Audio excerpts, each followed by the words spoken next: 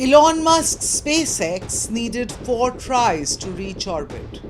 India's Skyroot needed 1. On July 18th, a homegrown rocket built by a Hyderabad startup did in a single attempt what took the world's most famous rocket company years to achieve. India just became only the 3rd country on Earth with private orbital launch capability after the United States and China. Now, this isn't just a space story. It's an economic one, a strategic one, and a big message to the world. So how did a 7-year-old Indian startup pull this off? What does it mean for India's space ambitions, and how can this momentum actually be sustained?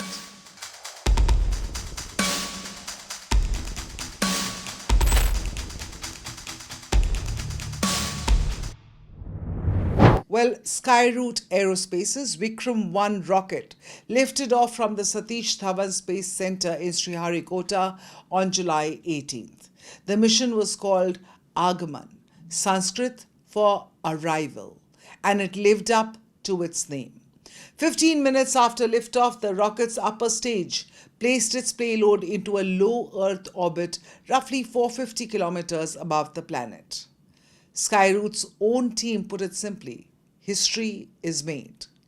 This was the first fully private Indian rocket to ever reach orbit, and it did so on its very first attempt.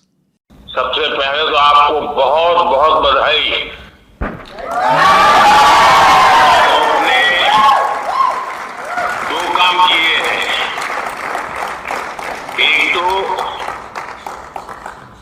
आसमान में नए पौधे गाड़ दिए हैं, और दूसरा जमीन में भी उस रूट्स को आपने मजबूती दी है जो देश के नौजवानों को आगे आने की प्रेरणा देगी।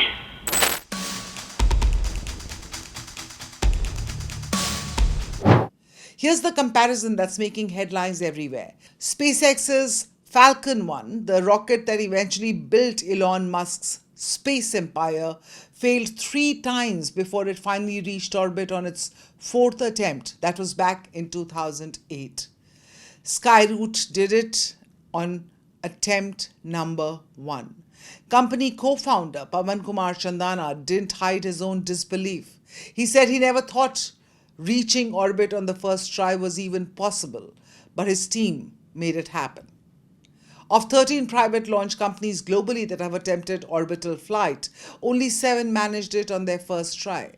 Skyroot now joins that select club, and does so as an Indian company competing directly in a market SpaceX has dominated for years on end. Vikram-1 stands about 22 meters tall, is designed to carry payloads of up to 350 kilograms into low Earth orbit. The rocket uses 3 solid fuel stages followed by liquid fuel orbital adjustment module powered by a 3D printed engine, a technology flown for the first time in India. It's also India's first carbon composite launch vehicle.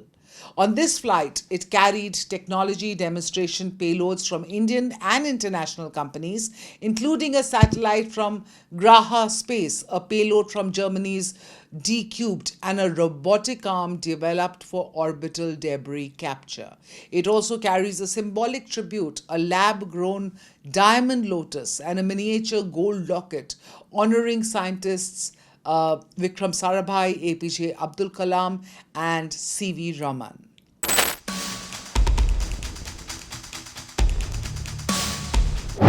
Step back, and this launch fits into a much bigger economic story. India's space economy was valued at around $8.4 billion in 2022. The government's target is $44 billion by 2033 in 10 years, aiming to capture 8% of the global space market.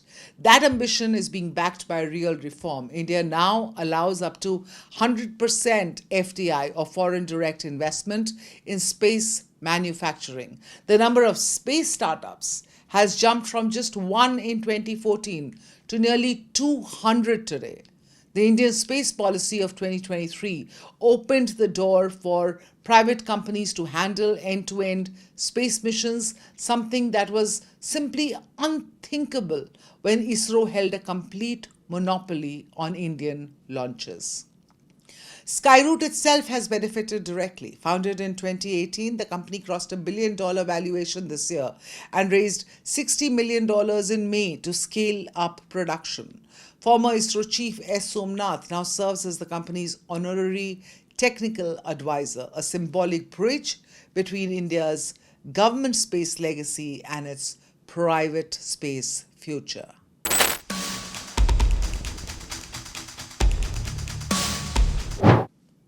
Modern militaries depend on satellites for communication, mapping, missile warning, weather information, and of course, intelligence. In a conflict, these satellites can be jammed, disabled, or destroyed. A country must then possess the ability to replace them quickly. Private launch companies give India sovereign surge capacity. They can help rebuild intelligence, surveillance, and recon assets without placing the entire burden on ISRO. That matters in a contested Indo-Pacific. It also matters in a world where commercial satellite networks increasingly influence the course of wars. And this is why Vikram-1 is more than a startup success story. It is part of India's national infrastructure. Domestic launch capacity gives Delhi greater control over mission timing, sensitive payloads, and of course, strategic priorities.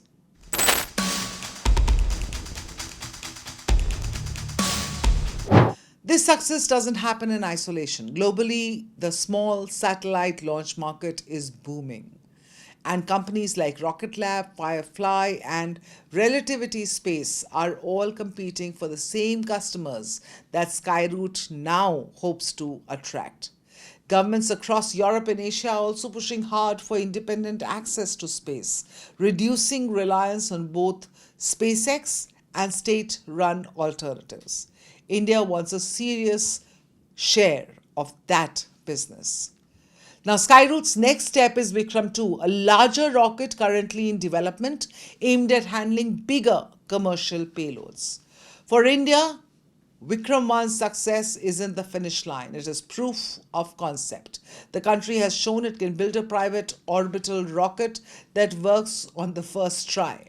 The real test now is whether India can turn that single flight into a sustained, commercially competitive space industry, one that does not just celebrate a single launch, but builds an entire ecosystem around many more. This is Times Access, where global stories meet India's perspective. Click on the bell icon to subscribe because the next big global shift will have India at its center.